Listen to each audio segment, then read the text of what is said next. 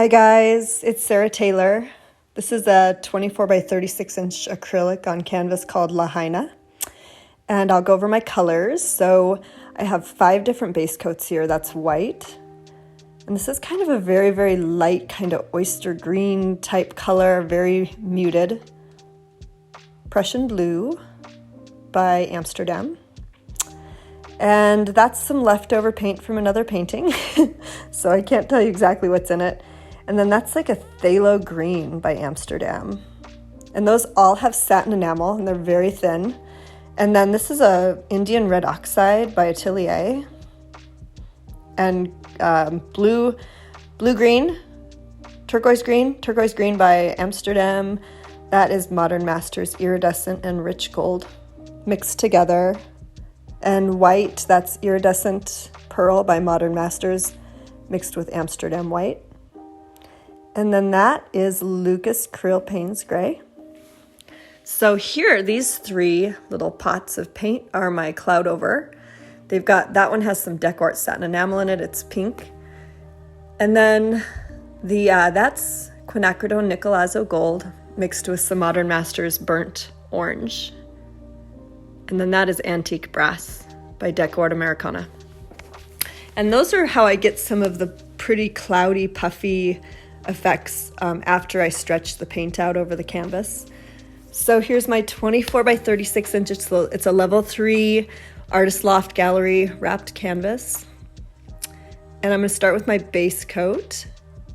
And what I did this last minute. I ended up taking some of those base coat colors and layering them into a cup. I didn't get it on film very well, but I just kind of dumped them in there. And I wanted to get a little bit more of a gradient